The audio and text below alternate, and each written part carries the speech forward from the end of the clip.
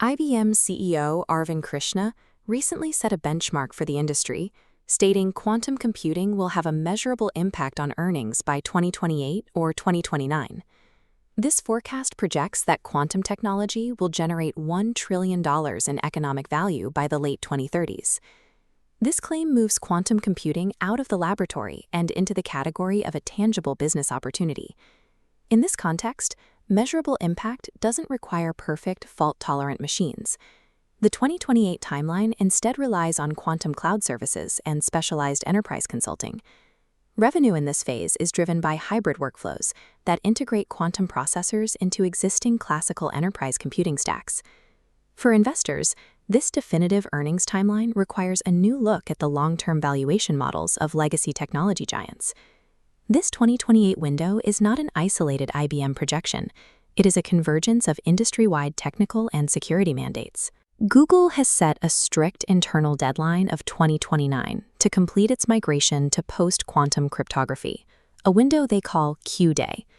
Google estimates that a 500,000 qubit system could crack the SEC P256K1 elliptic curve encryption in minutes.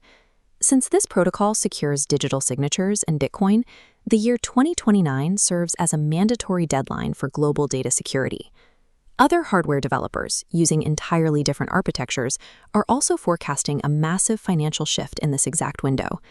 IonQ, a leader in trapped ion systems, expects to approach $1 billion in annual revenue and achieve profitability by 2030. When cryptographic security deadlines align with billion-dollar revenue targets across different hardware paths, the late 2020s emerges as a clear turning point for the industry. The physical benchmarks of the quantum processors themselves are now beginning to truly justify these massive trillion-dollar valuations. In July 2026, IBM and Algorithmiq announced a joint demonstration of quantum advantage in material simulation. The team used an IBM quantum Heron processor to simulate a heterogeneous quantum material, a task that strains classical limits. To prove the claim, Algorithmiq released a classical benchmark called monoprop, allowing the research community to stress test the results. This was followed in October 2025 by Google's Willow chip, which demonstrated a 13,000 times speedup over the Frontier supercomputer while running the quantum echoes algorithm. In practical terms, a calculation taking the world's fastest classical supercomputer 3 years was finished in hours. This acceleration is the threshold required for molecular and material simulation to become commercially useful.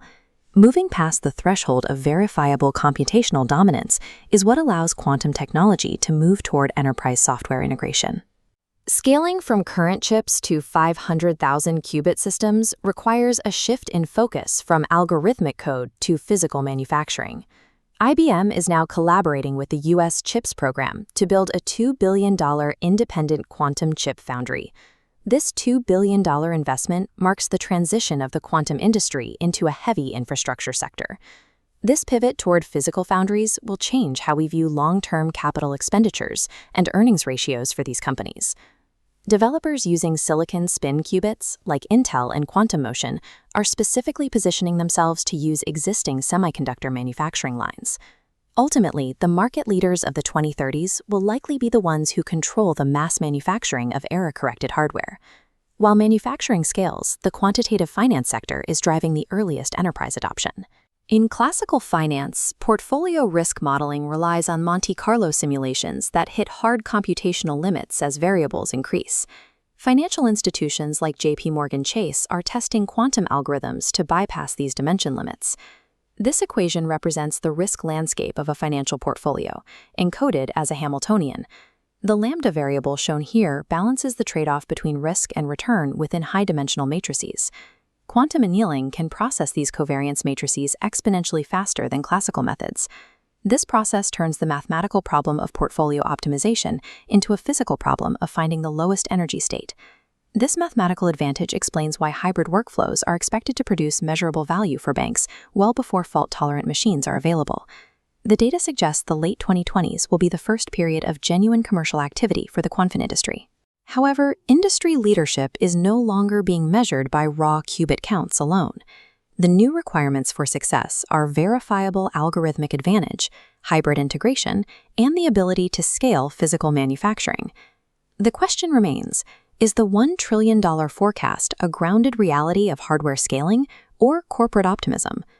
Regardless of the exact dollar amount, the 2028 to 2029 window marks the transition where quantum hardware begins to integrate directly into the enterprise computing stack. Tell us your take in the comments. Like, share, and subscribe to KYC AI Labs for more analysis of the technology infrastructure.